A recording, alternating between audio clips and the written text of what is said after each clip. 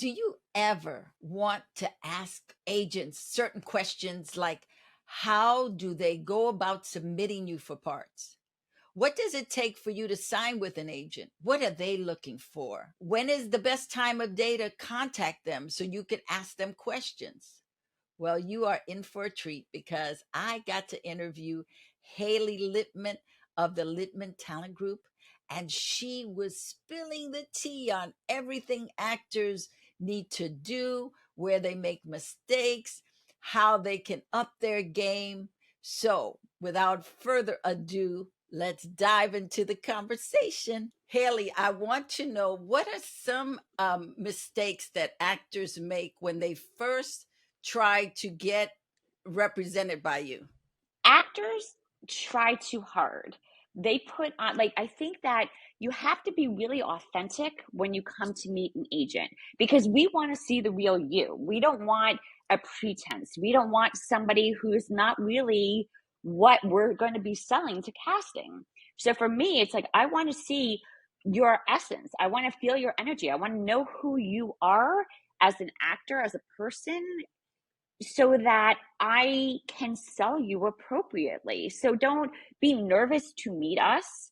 Don't be, um, just don't pretend. Really try to be as real as you are and as honest as you can be as to your career and what you want to be doing.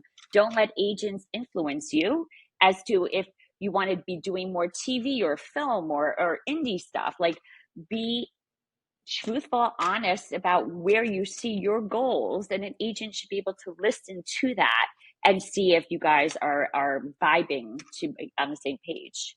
So when you're talking about being authentic, does that include their branding? Is that part of the branding as you see it, like, what they sell? Yeah, I mean, I think so much of it, like, um, to be an agent is it's perception.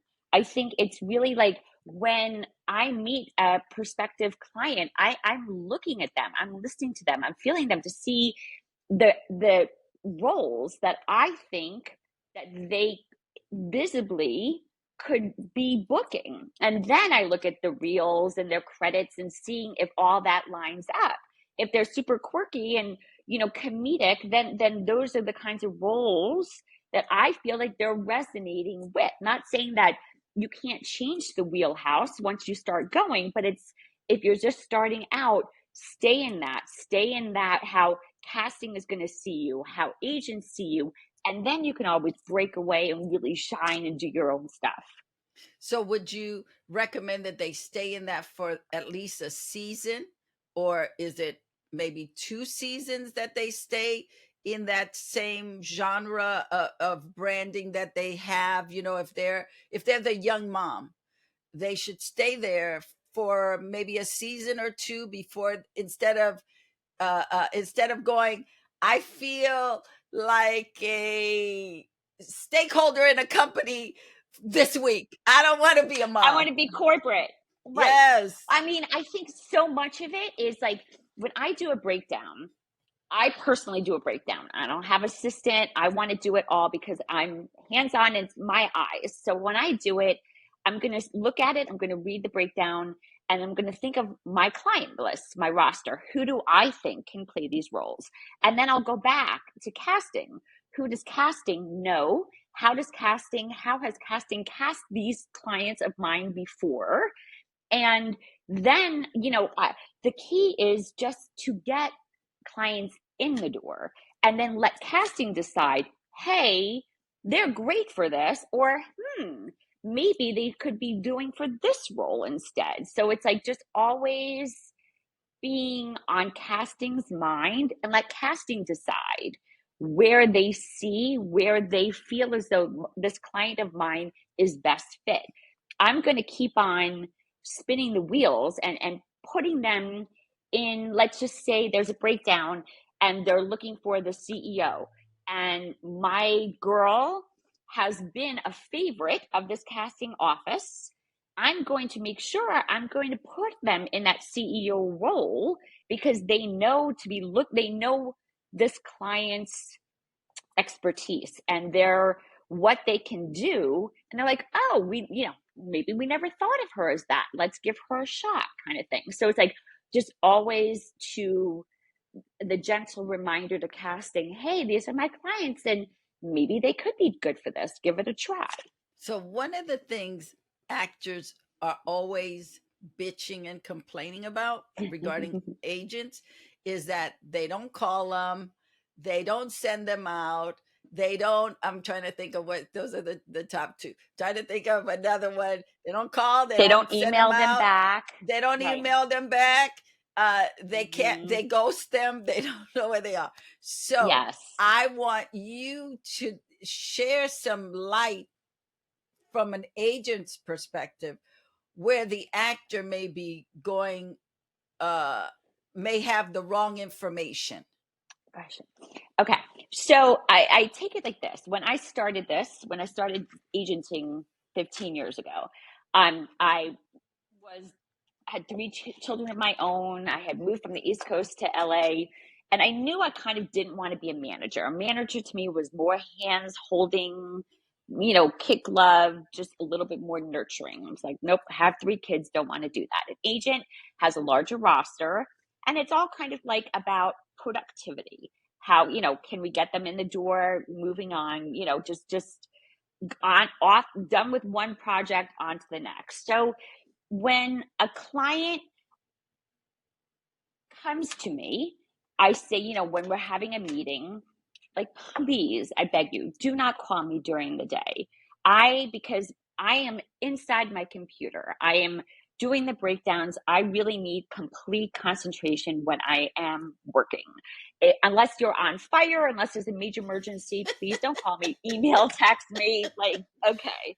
Like I say it like every client, they will say that for me. So I need to know, obviously, if they're booked out, if they're going away, if they're, maybe a pet peeve is that they're going away during the summertime.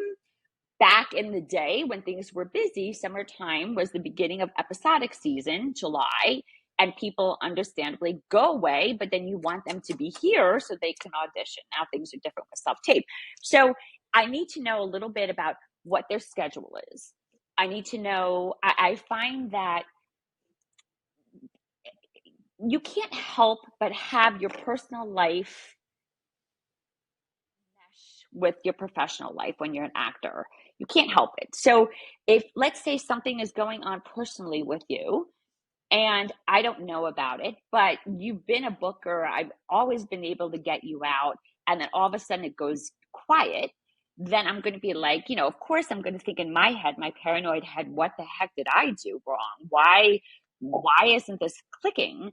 And then I'll go, this happened many times to my clients. I'll go to my clients, I'll call them or email them, what is going on? How come I can't get you out? What's going on in your space? And there's always a logical reason. I broke up with my boyfriend. I'm having, I was sick. I was in the hospital. There was always a block that happens. So always like communicate if you're going through something or you need some time to book out, or just in that respect, just so that I know what's going on in your space. But to update me, of course, if you're in a theater and in a production, you want me to be included, invited, always email that. But I'm not going to really be reaching out unless I feel that there's something going on that I need to know about in your space that explains what there's a miss. Or, if, again, you're booked out and you're supposed to be shooting and something happens, and, any kind of coordination I need to know. So should they give you a because I think this is important for actors to really hear, that they must communicate with the agent when they are going to go somewhere or not be available. Maybe they have a temp job that they have committed to for a week, or some kind of financial commitment that they have to do. So they're not going to be available. And if they know a month and a half, to say, hey, Hayley, I am not going to be available for the month of June. Please book me out. Is that important? Yeah, like now that everything is mostly self-tape, I think that the game's changed a little bit, because you could be away and you could feasibly self-tape from a hotel room. from, maybe a campground. Like you can, unless you say, hey, I am going to be away these dates. I can't book anything. I can't shoot anything. Just book me out. But a lot of times I will still submit the chance that if you do get an audition, you can tape it and then maybe you can flip around some things so that you're available for it. But I always need to know if there is a reason why you are absolutely out of the game, you don't want to be submitted, you're going away, and that's it, then I will make sure that I'm not going to submit. Just always communicate.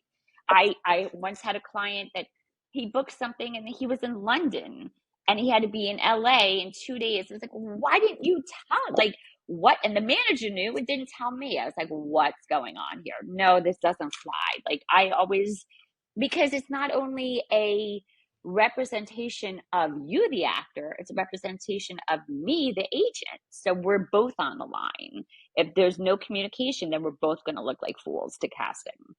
Going back to my earlier question, what should actors know about agents? Not the myth, the truth. We're good guys. The truth is, you know what? And let me tell you something. I started this not knowing a thing about what an agent is. Okay, truthfully, I had no idea. I was a 40-year-old intern at this little management company, and it was very basic, simple to me.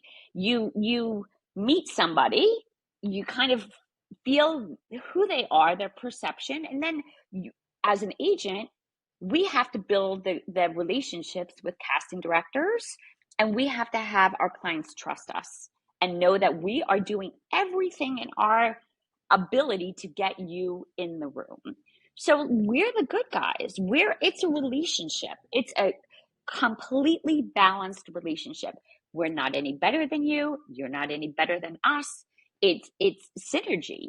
And I think you shouldn't, if you're in a meeting with an agent, your first meeting, and the agent is talking over you, then you've got a problem. Because an agent needs to know and hear you, the actor, because it's your profession. This is your goal. These are your dreams.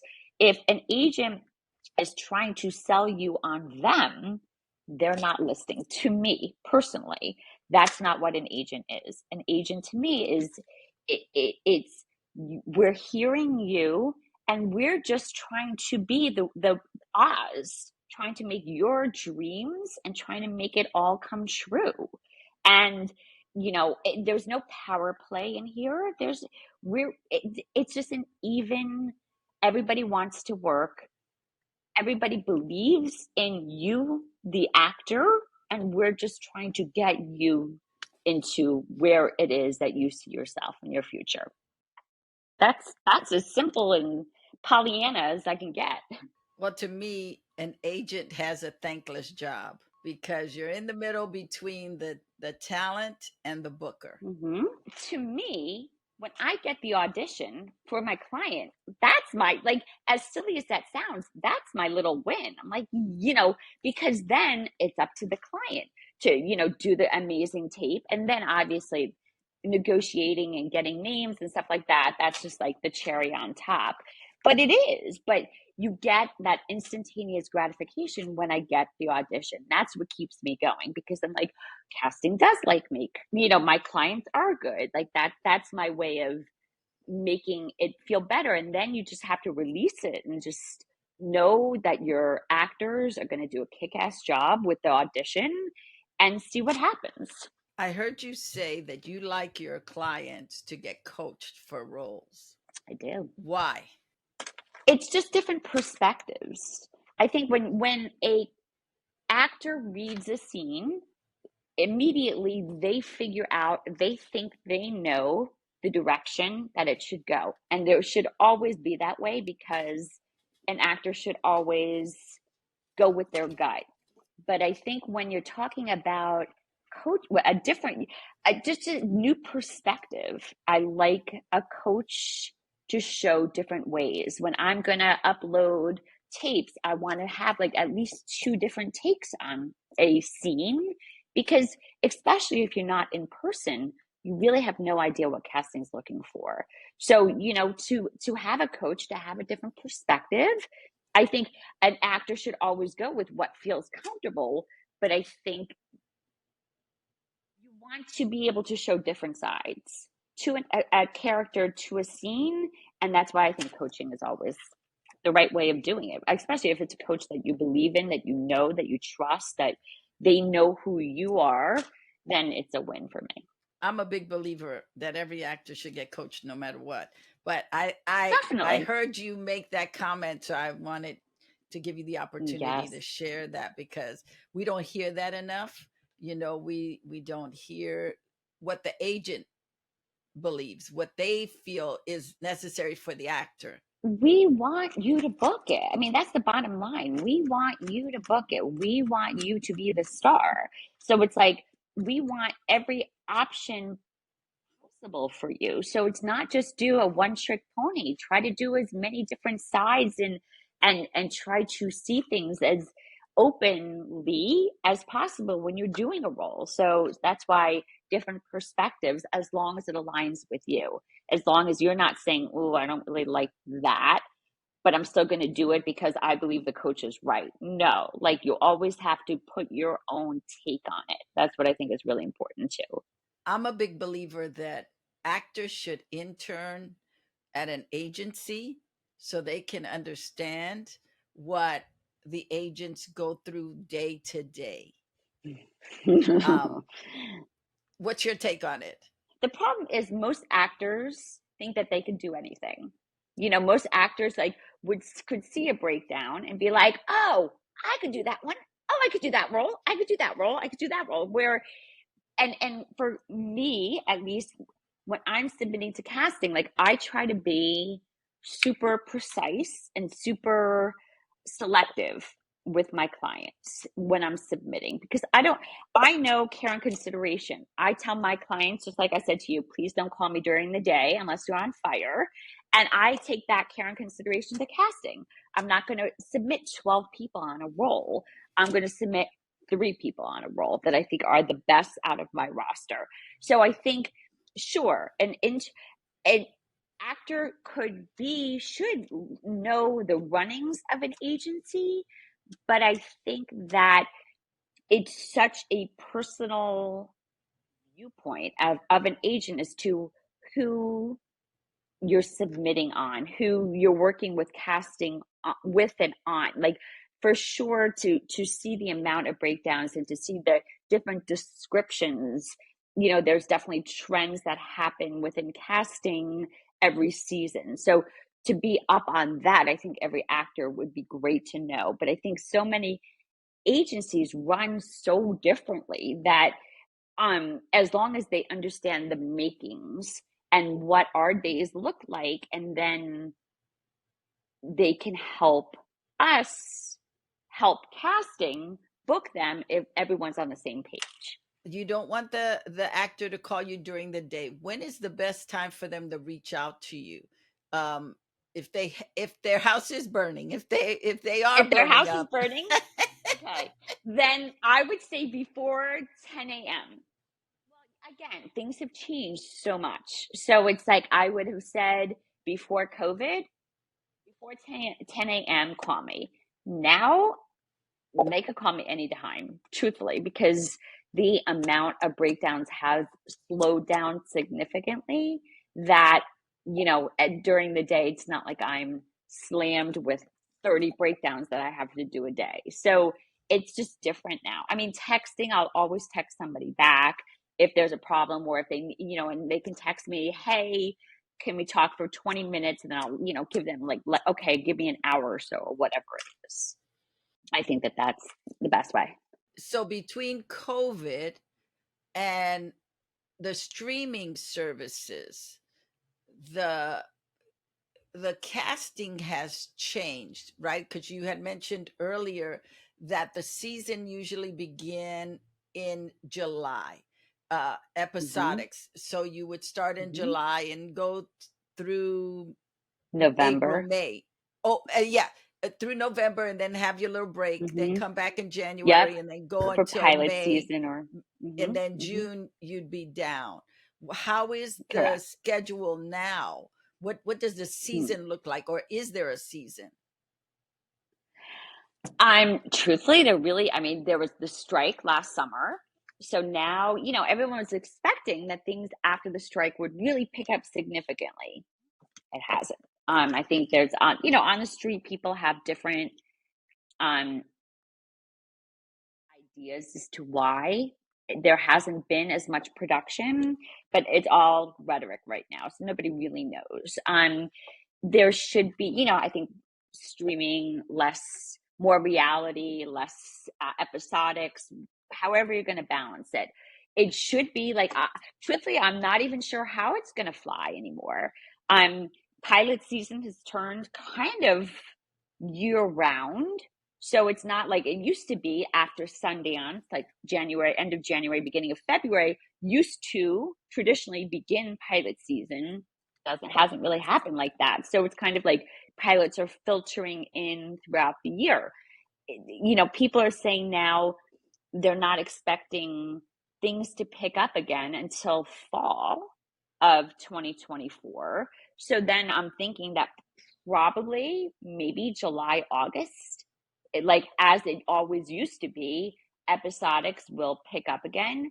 But again, it's like there's no it's really been a flip of the coin. Like nobody really knows what's going on. Everyone's still kind of scratching their heads and everyone's just trying to survive, truthfully. Let's talk pictures and actors. I Okay. am sure that you have gotten submissions with pictures, and then when you met the actor, they were nothing like the Nothing like it. photo. Nothing like it. Uh-huh. Can you talk on that? Like the importance to Yeah. look like your picture?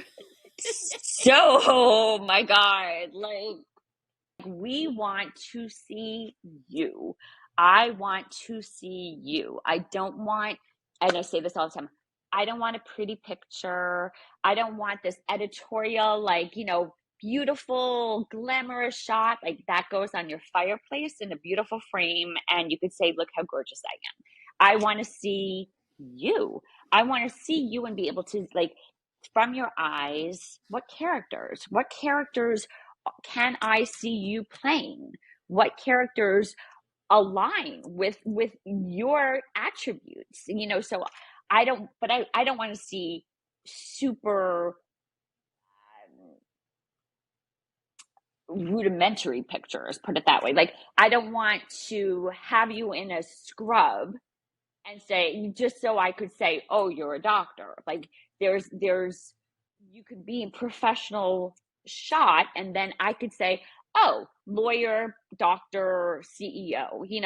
There's just different looks that you can put together that I can imagine what roles that you're right for. You don't have to spoon feed an agent or spoon feed a casting director as to the roles that you think you're right for. Like just almost just do a branding class or like maybe there's your friends or in your acting class, what roles do you from outsiders think that you can book, and then what roles do you feel you resonate you can book with, and those are the kind of shots, headshots, that I want to see.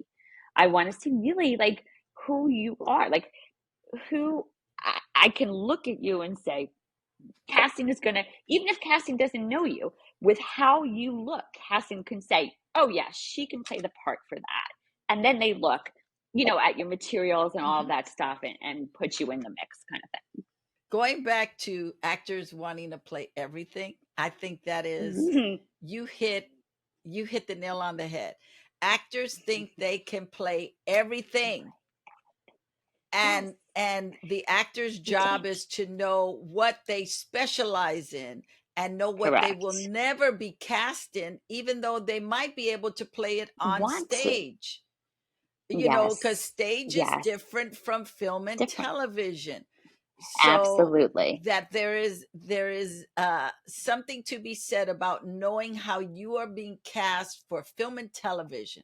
And then if you want to do theater and you want to play Hamlet, you want to play Mm. Ophelia or whoever, Streetcar Named Yes. Desire, you go for it. Hmm. But make sure that um, that doesn't jeopardize your work as a film and television actor, because they're very different. Correct. You talked about authenticity, and as an actor Hmm. on television and film, they're looking to see who you are, not who you could be. Every Exactly. very rarely are there these incredible character actors that get to do that get to, Correct. Meryl Streep. there Expand. there are a Yep. few that get to just go into character and do that, but for the most part, young actors starting out are going to be typecast in a certain way, so you have to Correct. know what that is. Absolutely. And don't fight it. I mean, if it's the adorkable kind of college kid, but you want to be the stud fraternity guy, like, don't fight that. Don't, like, just embrace it. If it is acting that you want to do, and this is your, like, everyone's got to start somewhere.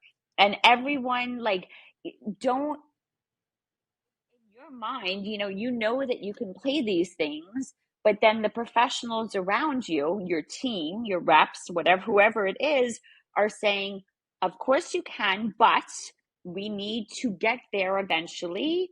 So we need to take the steps. We need you to get in front of casting.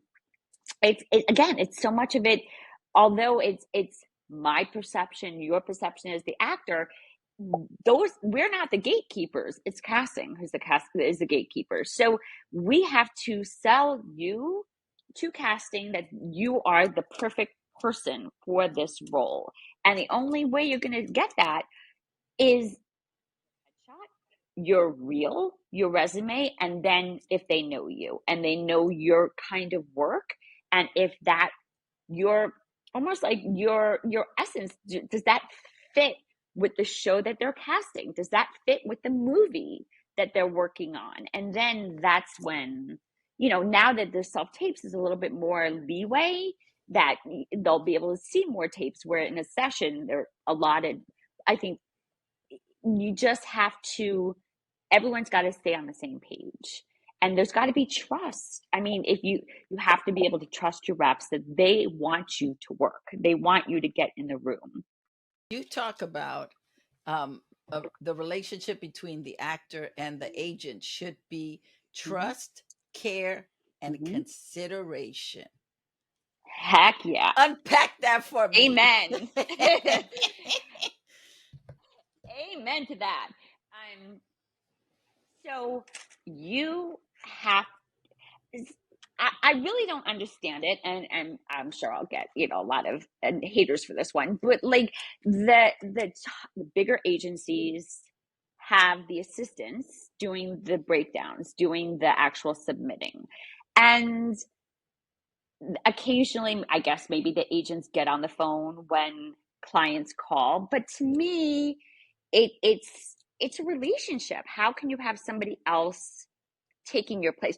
The agent, when you're an actor and you're signing with an agent, you're not signing with the assistant, you're signing with the agent. So to me, that's like a miss right there.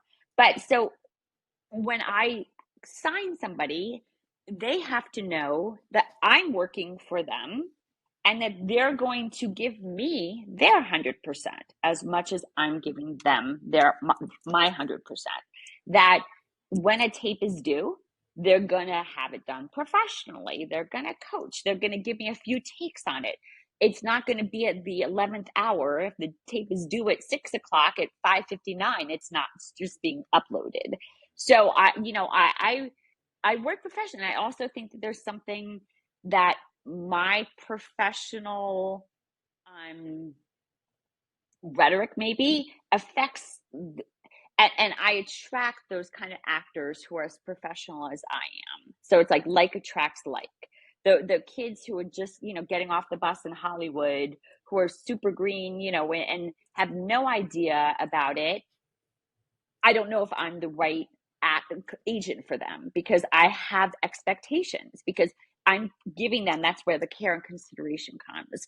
I'm giving them 100%, my clients 100% of my time, and I expect the same from my clients, that they're going to take it as seriously as I take it, because this is my profession, this is my name. So, what are some things that the new actor should start Mm-hmm.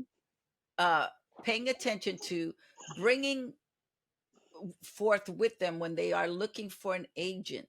Like if you were to give a list, like Yes. here new actor, this is going to Here, new help actors. you get in the door. Mm-hmm. If you follow these Absolutely. steps, Yes. what would Okay. those steps be? Because I think sometimes, I hate to say this, but it's like with social media and Mm-hmm. influencers, everybody thinks Mm-hmm. they are an actor, or they could be an I know. actor, and they haven't taken Mm-hmm. classes, Mm-hmm. they haven't done their Yes. homework, they don't know, but they're coming to Hollywood to be an actor because you Yes. know they It, don't it's see easy. acting as a Everyone's doing it. career, like being a Correct. doctor. You can't go and operate on somebody just because you say I want to be a surgeon. You have to take classes. Right. It's the same with acting. Correct. But Correct. you also have a lot of actors that go to college, they take the courses, they do the Hamlet, they do the Mm-hmm. classical pieces, then they come to Hollywood and they Mm-hmm. want to book work, and they don't Mm-hmm. have a clue how to As to first what? um, submit to an agent, talk to Mm-hmm. an agent when they Mm-hmm. first meet. Let the agent know, here are my musts, here are my can't do's. I can't do this, I Mm-hmm. can't do, to come correct. Mm-hmm. I'm gonna give you, Of I'm course. gonna tell you, look, don't send me up on nudity, I'm not gonna do it. Don't Yep. send me up Yep. on under fives, I'm not going to do it. Mm-hmm. you know I'm Mm-hmm. clear on what I do, I'm clear. I'm not going to do the maid, but I will do the maid if it's opposite Tom Cruise. I will. Of course. I Yes. to so what would you, Universe. what pointers would you give the new actor when they are looking for Pointers. agents? Because most new actors are just throwing uh, um, toilet paper at the wall to see what sticks. It's like, I'm gonna send out 150 Absolutely. agent submissions and see who wants me. Absolutely. I mean, look, I think no matter what, yeah, if you, these days, it's all about like really who you are authentically. I said, you say it again. If you're what ethnicity maybe, or your it, trans, or LGBTQ, whatever it is, like they Hollywood is embracing it now. So it don't you don't have to hide it. Like you like be proud of your heritage, be proud of who you are, because we want to see that, because we're able to market that easier to casting. So I feel like maybe people used to kind of bury and try to fit in with the masses, where now to be different is better, to be unique, like if it's any special languages you speak, or whatever it is, like we want to find your uniqueness, because that's what's going to help sell us you to casting. So I think if you're new to Hollywood, I think you know who you are. You don't have to. Everybody, I feel as though there was a time when everyone pretended to be something they weren't, because they thought that that was going to help them get cast, or that was going to help them fit in better. Now it's we want to see the real you. Like casting wants to see the real you. Like don't bury it, especially like your background and like who you are at your core. If you grew up in, let's say, Arkansas, or you wherever it is that you grew up, and you have those roots, you don't have to hide it just because you're in Hollywood. I feel like because especially if you're new, you're still grounding yourself as into this new plethora of this industry that you're pretending to be something else, but you're still you on the inside. So it's like don't try to go from 0 to 100 to become and morph into a new character. Take your who you are at their core and bring that into the character. So I think like you don't have to. When I first started, an agent who was a mentor of mine, she's like, "Don't pretend to be an agent. You don't have to pretend to be a suit. Just be who you are, and people are gonna love you because you're authentic. Like you're not pretending to be something." And I think that goes the same for actors. You just, of course, you need to know and get a good gauge as to how you are perceived by others. Because a lot of times you can think that you look a certain way and you should be booking certain roles, but then people outside of you say, no, this is where your range is. So I think, it can't hurt to get that going. So in your head, you can get an idea as to how possible you are. But I think you just have to be open-minded and really truly go with if you're new to Hollywood, listen to your gut. Start like before you get off that plane or get off that bus or whatever it is, like know who you are before you walk into those streets, because everyone's going to try to convince you to be something else. Everyone's going to tell you, that you're going to hear, oh, I auditioned for this. How come you didn't audition for it? Like people will get in your head and you can make yourself crazy. And I think you just have to really be confident with who you are and have a good support system here. And Sorry, I I went on a want to tangent. add, oh, no, no, no, no, no. Mhm. This is great. Okay. And I want to add, because we keep talking about know who you are. What helps in Mm-hmm. knowing who you are acting classes. Being in a class Mm-hmm. for at least 2 years where the teacher really knows you. They see you. Not a cookie Mm-hmm. cutter acting class where everybody Mm-hmm. is being asked to do the same scene and they want it the same Mm-hmm. way. That you want a class where the teacher is going to allow you to express yourself the way you do in that piece, whatever that piece is. Correct. Even if everybody gets Mm-hmm. that piece, we want to see what you look like in that You can piece. do. Yes, Yep, bring your absolutely. magic to that Into performance, it.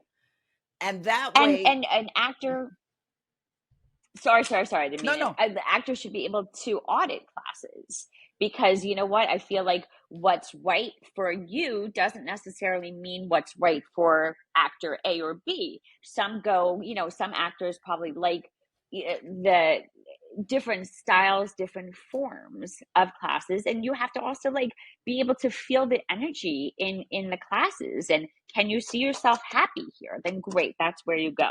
If it didn't feel right, then you go and there's plenty of other classes that can give you that foundation. Right. And because we have YouTube, you can look up a Mm, lot of the teachers. that's If they're true. not teaching a class, you can hear them talk about their philosophy. So you get a sense of Mm-hmm. how their spirit is. Are real mild mannered people? Are they very big? Mm-hmm. Because maybe you are Mm-hmm. a gentle soul and somebody like Howard Fine would crush you, or Yes, Ivana like Chubbuck would mm-hmm. crush you. Mm-hmm. But somebody Mm-hmm. like Doug Warhead, or Mm-hmm. somebody like Susie Q may just be very gentle with you It's and allow soft. you to grow in that way. But Mm-hmm. I always recommend actors audit classes if they can. And if they Definitely. cost money, save your money so you can audit it, Mm-hmm. so you can be in the room and see how everything works, because that's the only way you're going to Abs- learn. And buy the books. There absolutely. are so many great Abs- teachers out there right now who have acting books that walk you through it. Margie Haber, Ivana Chubbuck, mm-hmm. Larry Moss, Howard Fine. Mm-hmm. I mean, you have so Fine. many teachers that are breaking down their format of how they teach.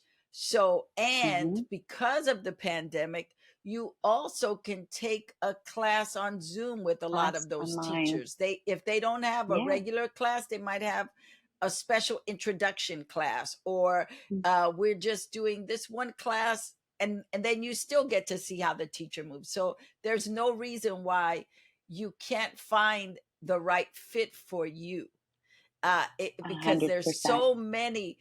When I started out, you had to audit everybody, so Hmm. you did your Okay. calendar and you went to every Mm. class to see who you liked and who did, who touched your soul. And Mm. sometimes you thought they were the right teacher, and 6 months into it you're kind of like, I'm not, it's not working I'm a for little me. bored. Hmm.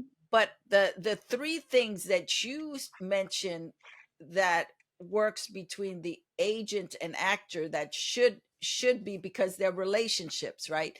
The actor and the agent, Absolutely. the actor and the teacher, it's all relationships. So I go back to the three things that you pointed out, which is trust, care, Trust, care, and consideration.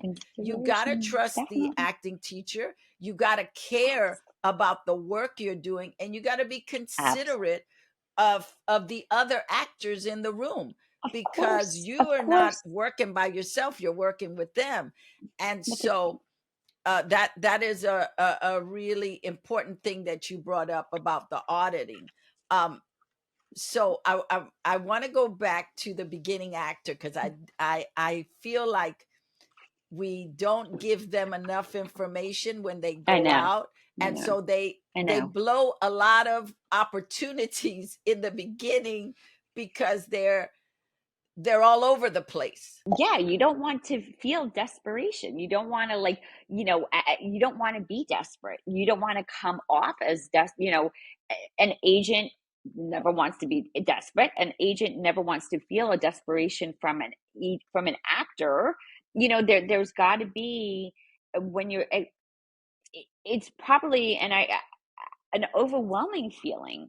Like here, a kid could have graduated from Austin, Emerson, like any top theater school, with an MFA. They think that they're golden. They got the degree. They're ready to start acting. They come to Hollywood and it's like, that's really, it's great that you have this, but that's not really going to help you get in the doors. Like, yes, what you've learned is a great foundation, but you still have to learn more, kind of thing. We're always learning. There's never an end to this learning because the industry is always changing. So I think a new client, a new actor to Hollywood, to New York, to Atlanta just has to understand it's a grind, but you have to just always stay true to who you are. And like, if something doesn't feel right with you, then always listen to that. Don't sell your soul. Don't sell your soul to Hollywood. That's really what the most important thing is, because it's your name. What questions should actors ask the agent when they first meet them? We don't want them coming in desperate. We don't want them to stink up the room, but we want them to come in asking important questions that will either say this is a fit or this isn't a fit. So, you know what's funny? It's like I find as though I get some client for sure clients come in and they'll ask me like, what's your biggest booking, or how do you see me, or how would you represent me, how would you pitch me, questions like that. But I find it more beneficial if I ask these prospective clients of mine, tell me, if I'll always start a meeting, tell me a little bit about you. Tell me about you. You don't need, you've probably done your research on me. That's why you've set up this appointment. You've asked people on the street, you looked on my roster, you know a little bit about me. I really truly don't know anything about you. I need to see you and feel you as to why you're here for me. Like, why do you think that I can help you? Tell me who you are and where do you see yourself? And why do you want to be an actor? And then that kind of just like changes the whole energy of the room, because it's not really about me. It's more about you. How can I help you? How can I be of service to you? And an actor can be of service to an agent by just doing their good work and the trust and the care and consideration. But I need to really know who you are so I can work on my best on your behalf. And I would add to that, Mhm. an actor can help the agent by coming in on time, Of sending out the course. self tape on time or before Hmm. Hmm. time. If it's Hmm. due on Tuesday, maybe you get it in Monday night. Of course. The earlier the better. Also, by having their materials together, right? Because they need to Hmm. have their reels, their clips, um, their pictures. They need to have the tools that they then turn over to you to pitch them. You can say, "How Of am I going to course. pitch you?" But if I don't have tools, if I don't have the materials to pitch you, I can't really do a good job. Absolutely. I need to have I mean, the most current pictures. The pictures, like if we're, let's just say you got a new, a session with a photographer, and I pick the pictures, and or we together, we collaborate, we pick the pictures. Then, in a fashionable time, I want those pictures up on Actors Access so I can start submitting you. If you have a new clip out, let's say you worked on whatever show it is, and the scene was out, so you were able to combine that into your reel. I want that reel updated with that scene. I want the most current tools up on Actors Access so that I can submit them to casting.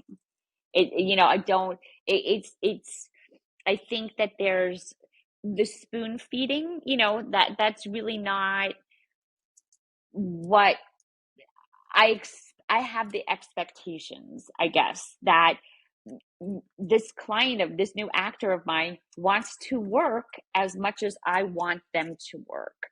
So if that's the case, they're going to take this seriously, and they know that these are the things that I need in order to get them in the room, which is the current tools, the current headshots, real resumes updated and formatted correctly, communication, all those things to me that are just like rudimentary. But I guess if you're new to this whole game, it is the basic 101 that everyone's got to be on the same page with.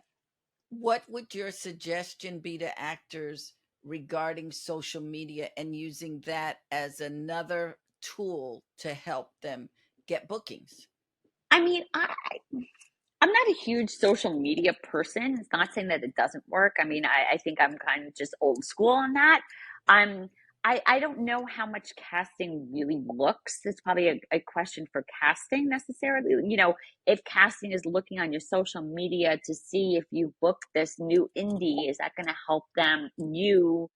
Yeah, yeah, Jason Kennedy, is he going to book you on NCIS because you booked an indie film and he's on your social media and he sees it? Like, I don't know. Maybe.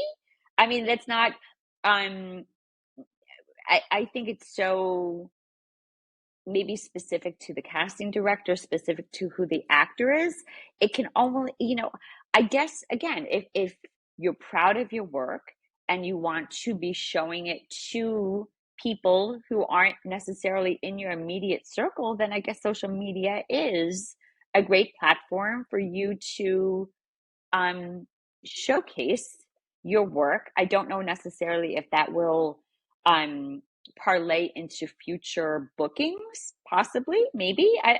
That's again something that I'm not the expert on that. But if it has worked in the past, then you don't have to um, change anything. Just keep going with it again, as long as you feel good about the reason why you're doing it. I think if you can answer it, that you're doing your post authentically, and it's just because you're proud of your work and you've worked hard on it, and it's not for some sort of ulterior motive, it's just because, it aligns great with you, then absolutely you should do it. Let's shift gears to the working actor, Okay. the actor who's been doing it for a while, um, and they get with you. Um, well, I actually have two questions in here. They get with you. What are you expecting from them? Because they know what they're supposed to do. Professional, same thing. They know that they're going to get into more rooms with me. They know that, they're going to, I have the same expectation as they have of themselves, of the best quality, hardworking, integrity, all the things that I'm expecting of them as a new client, and they are of themselves and expecting of me as their agent. So it's like I feel as though, like, as the rankings go up, again, you're equal. I'm working just as hard as the actor is working. And we're both on the same wavelength, that we understand the industry. We understand casting. We know casting. We know the game. So we're not going to try to shortcut anything. We're going to just keep doing what we do and keep growing. And I think, a lot of millennials maybe will come in and think that the bigger agencies are better. And if you get one guest star, then you should leave the smaller agency to go to the bigger agency because the name of the bigger agency is better. And I think the working actor knows that's bullshit, and, like, understands the game. And I think that takes away a lot of misconceptions. So personally, working actors are my jam. I love it. I love developing, because I mean that's always been my forte, but I kind of have gotten to the point that I shy away from it now, because I know how much I put into it, and then I know that the end game is that they're going to go because they're going to hear, once they start booking and once they become recurring or series regs, people on set are going to be like, blah blah blah blah blah. You need to go to the bigger agency because they package, and that's just the way it is, and I can't change it. I tried, but I can't. The working actor comes to you seeking representation. How important is it for them to bring you their list of casting people that they've worked with, that they know, they get along with? How valuable is that for you as the agent? It used to be huge. So back, I'm trying to think of when, probably COVID was 2020, so 4 years ago. So I would say I was in probably about, up until about 7 years ago. It was so important to have the list. And I had a big black binder on my desk, of all the casting directors. And then I would write down all the clients who have gone into the casting directors, and even more specifically, what roles and types. Because it's not like, like I said before, like, when I do a breakdown, I do it twice. I do it first on my eyes, and then the second time I do it from casting's eyes. If casting oversees you as a principal, and let's just say the principal, there's a role and for a principal, and I didn't submit you, I'm going to make sure that I'm going to submit you for that, because that's how casting sees you. So I used to, old school, have that. Now Breakdowns has it on our side that if you've gone into an office, there's a star next to your name. So let's say I'm doing a breakdown for Tulsi, and you've gone in to Tulsi a zillion times. So next to your name is a star. So I know for sure that they know you and they're a fan of yours. So I'm going to make sure that I submit you. So to have the list is always helpful, but you don't have to, excruciatingly painful to put that list together, because agents have that little cheat sheet now. That's good. I want to go back to how the industry has changed. We talked about Mm-hmm. how it's changed since COVID, and Mm-hmm. not only COVID, but also the strike. So we're Strikes. post strike, we're in a whole different um, playing field now. There are not as Yes, we many are. things going on. The casting is a little slimmer. um Mm-hmm. what should the working actor who was used to, going I up, know. doing this, and Mm-hmm. now it's gotten Mm-hmm. slow, how should they start looking at their careers? Because actors are always expecting the agent to get them auditions.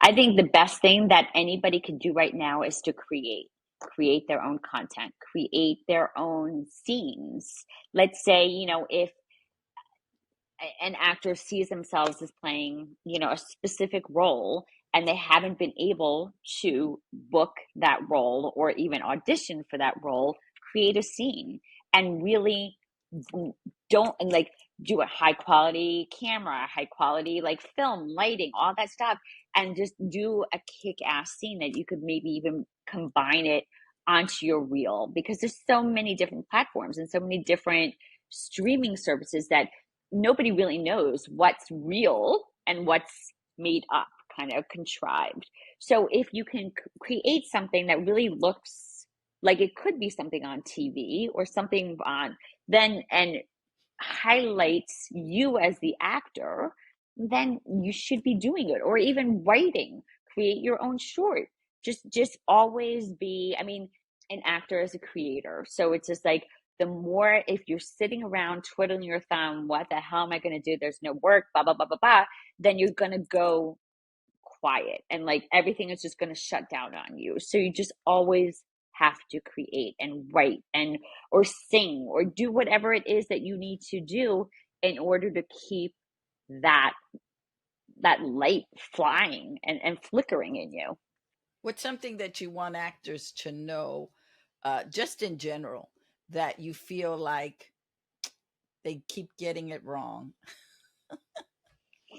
I that we're not like agents aren't the bad guys here. Like agents, like I feel as though there's such a bad rap for agents that they're only interested in the money, or they're only interested in um stockpiling their roster, or there could be just or talking over you, or being power hungry, or whatever it is. Like, sure, there are assholes out there, of course there are, but there's also like to be an agent, all we're middleman. We want our names to be as good as our clients' names. And the only way that's going to happen is if, again, like everyone's on the same page, everyone understands, and we want you to win. I mean, so there's no uh, power play in it. There's no ego. There shouldn't be. A lot of times there are, but there shouldn't be. Like, I think that that's really what it is, and there should be. An actor shouldn't be afraid of their agent. An actor shouldn't be afraid.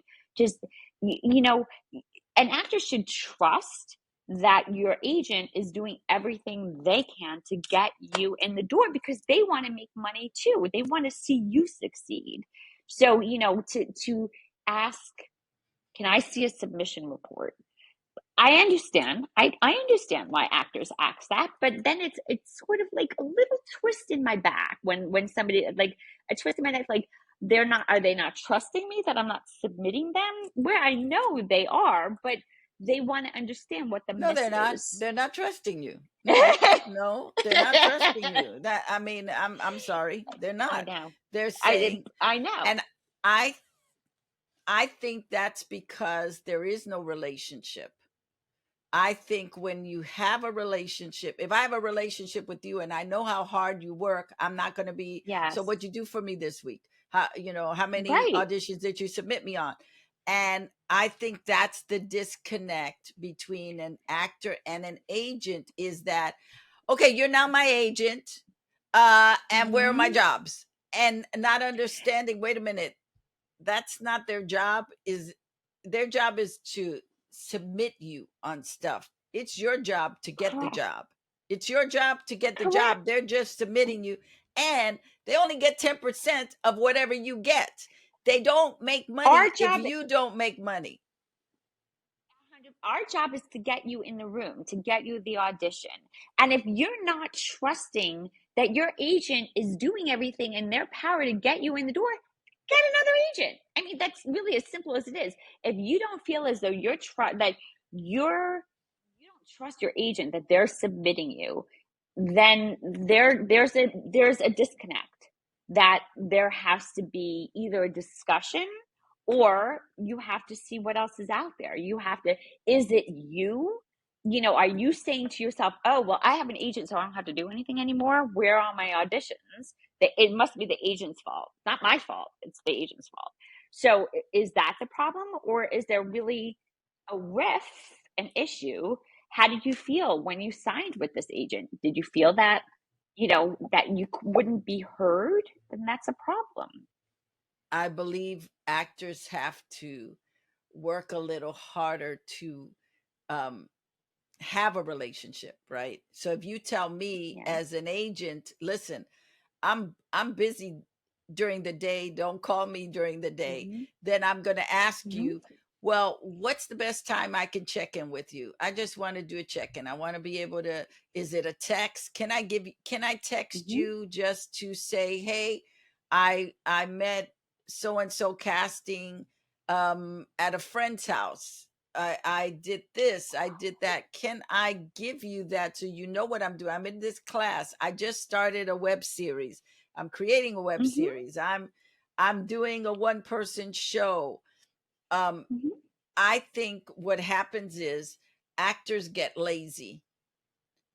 They're Hmm. expecting the agent to be all everything. You are it. Hmm. And now you have Hmm. not met my expectations because I Right. expected you to be Expected it. you to And now deliver. another Yes. actor will say to me, will say, oh my God, you should be going out on this part, and you should be going out on this part, and so and What? so just cast this part, you should have been up on that. And you go, well, I didn't go up on any of it. Now What's my I'm not agent doing? trusting. That's right. Instead of Yes. saying, well, my agent is submitting me, um sometimes the casting director doesn't want to see you, actor person. uh Sometimes they have their own list, Hmm. they don't want to see you. Yes. um Yes. and so how, it we go back to relationship. If the actor Really. and the agent, or even the manager, are not into relationship, because now you sometimes have actors who have a manager, so the Hmm. actor is Yep. expecting the manager to have a relationship with the agent. Agent. So Hmm. tell me about that, because I don't like that either. I don't like that the manager and agent have a relationship, but the actor and the agent don't have a relationship. Well, I don't understand. There are some managers who have said to me, if you get the audition, you send it to me, the manager, and then I'll forward it to the client. Why would I do that? Why? It's important for me to have a relationship with my client. I'm not going to, just because you're the manager, I'm not going to give my power away to you to have only the communication with the client. It's got to be a triangle. It's got to be the three-way conversation. I'm not going to, because I've been in situations where, the managers maybe sometimes say that the audition came from them, or there's a little bit of a power play, and that's just not playing nice in the sandbox. There's no reason for that. If a manager has some sort of intimidation with an agent, then the agent and the manager have to talk it out. It has nothing to do with the client shouldn't have any part in any interference with, if there's any kind of problem going on with the agent, the manager. um but I think that they're just always, there's some managers I love, some managers,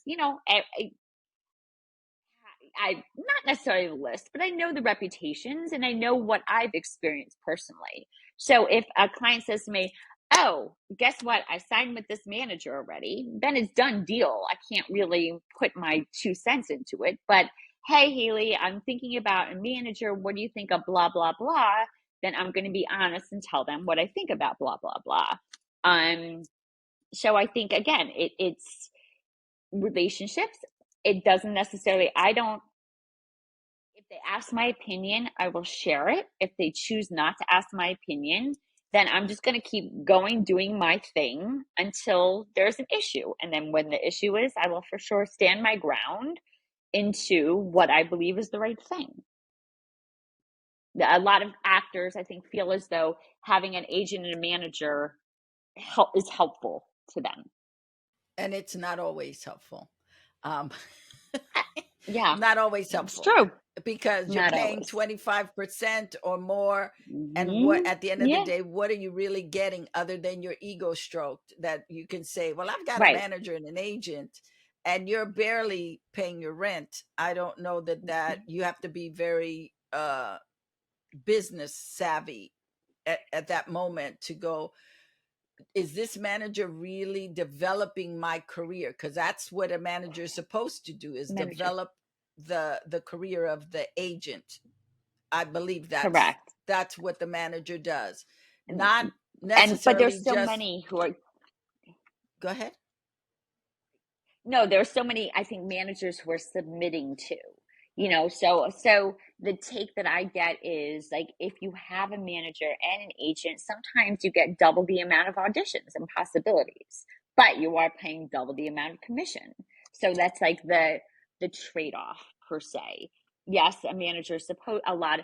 a manager, yes, in theory, is supposed to be the one who's grooming you and hand holding and, you know, going through all your tools and materials, but I think it's changed a little bit. And I think a lot of managers are working as agents too, and just don't have the licensing and the bonds and all that, that the agents have to jump Hmm. Okay. Okay. through. I I'm know. wrapping It's a my little head bit of a, around. I'm wrapping I my head know. around that. I, Okay. I know. I know. So, um, what haven't I covered that you would like to talk about regarding agent, uh, agent and actor? I think we covered a lot. I don't know. I think that there's something to be said that if you're coming from a different market, coming to LA, let's say you have some credits in Atlanta and you come to LA thinking that the Atlanta credits are going to help you get into the room, you are wrong. I think that if you have some New York credits, you come to LA, you think that those credits will help you, you're probably wrong too. So it's you're starting at ground zero in LA unless you know the casting directors, unless you know what's needed and wanted, unless you've been through the drill before. So it's like not necessarily, it doesn't matter where you went to school or if you're SAG already or if you've got some credits. I think you just have to know that you're in for a grind, and if you are an artist, you understand that and you're ready for it and you're not disillusioned and you're open to different people's perspectives as to how they feel that they want to see you win. So, how should actors coming from New York, Chicago, Atlanta, Miami prep to come into the LA market? What are some of the things they should start doing before they get here so that the grind is not so severe, that that the transition is a little easier? Yeah. I mean, I think you just have to understand that LA is like the Olympics. It's like, where the big boys play, even though obviously it's changed a little bit because filming is all over the place now. But you have to really kind of take this seriously. Like, this is your profession. Just as long, like, if you were going to be a doctor, like, you would be it's not like a fly by night. It's not like it's a passion, but it's also your career. So I think, do research, start Googling, top headshot photographers, read books, top classes, watch some YouTube, and really don't let others influence your perspective. Like, listen to your intuition, listen to your gut.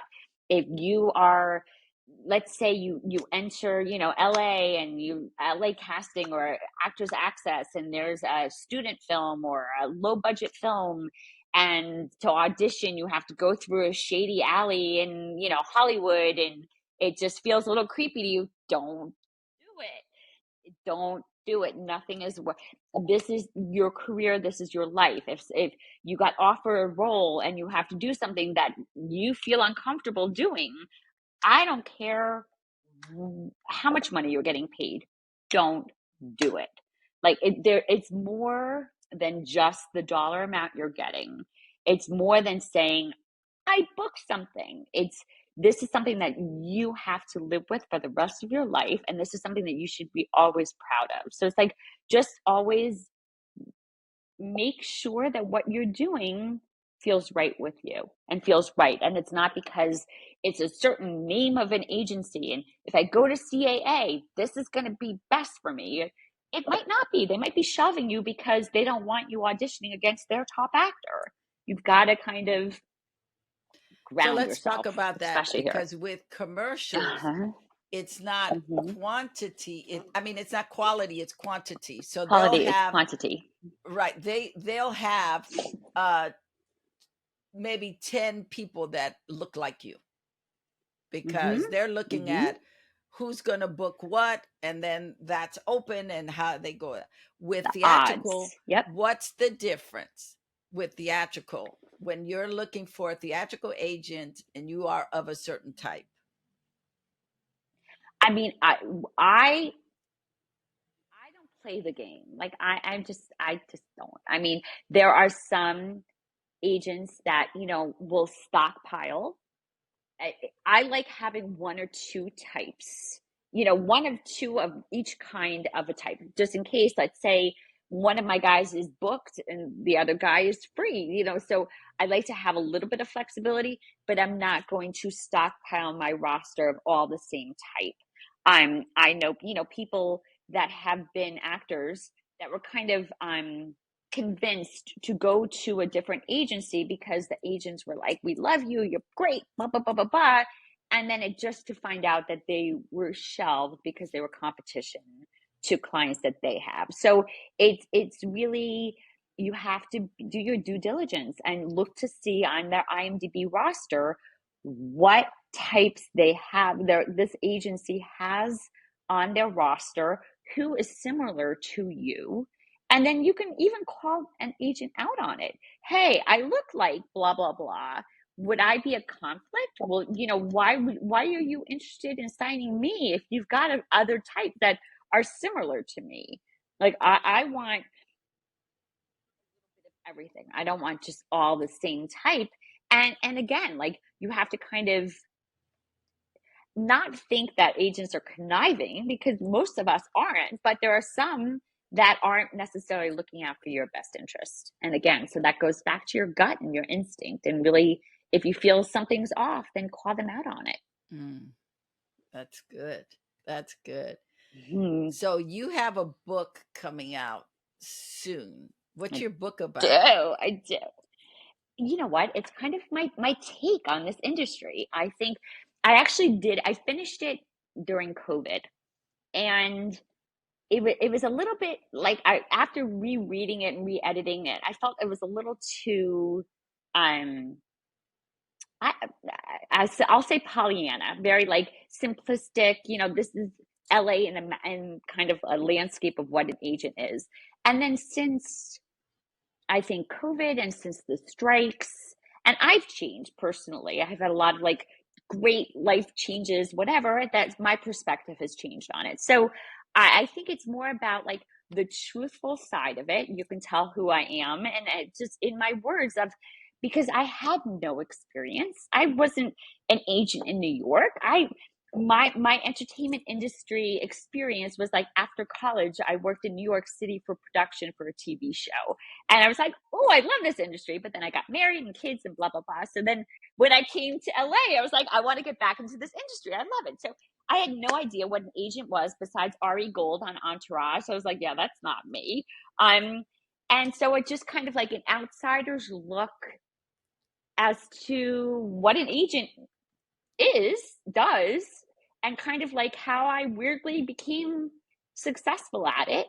But there's really no brain surgery involved in it. It's this very um simple minded, um helping others. That's just who I am. That I love to help others. I love to listen to others. I love to be of service. And even to my relationships with casting.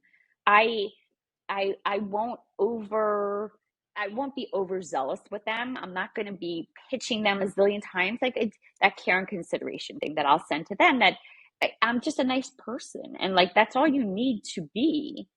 Their ego doesn't need to be involved. So I think that's what I try to break it down in the book, of just for actors who are green, for actors who have been working, just kind of like an insider's simplistic view of what an agent is. So I don't know. you basically are even keel when you're submitting. But has there ever been a time where you had a client, and you just, when you saw the breakdown, you said, this is right for Mark, this is Mark's Absolutely. part, where you then Bread and butter. Of went course, a pitch. little crazy for, to the casting director to say, hey, I don't normally do this, but 100%. That's exactly what I say. So if there's like a breakdown, a role that I'm like, oh my God, this is screaming Mark, this is screaming whoever it is, I'll submit, I'll do my submission note, and then I'll email and I'll be like, hey, blah, blah, blah, I don't normally pitch, this isn't like out, kind of, not necessarily out of my character, but I'll only do this when I feel like it's 1,000% right. And this is why I feel like it's 1,000% right. And 9 out of 10 times I'll get the audition for it. So it's like, again, like, if it's like something that screams me, that like, and it screams my actor, then of course I'm going to make sure that I'm going to stand on my head to get them that audition. that's awesome. So, actor, if you are feeling lost, if you need community, if you need to know about the business, how it works, how it operates, those things you need to know, come join me at Mighty Networks at Acting Smarter Now, so that we can talk and I can help guide you through situations. It's free. It's a free acting community. I've been in the business over 45 years. I know the good, the bad, the ugly, and the stupid. And sometimes I see too much the no common sense with actors. So let me help you out. Come join us at Mighty Networks. You can download the app and go look for Acting Smarter Now, and we can collaborate and talk and see how we can help each other. Go to Lydia. She knows what she's talking about. Thanks so much for listening to the Acting Smarter Now podcast. If this episode resonates with you, please share your thoughts, pass it on to a friend, and give us a lovely review. Check out this next episode I did with casting director Patrick Baca, because he also gives a wonderful take on what actors need to do.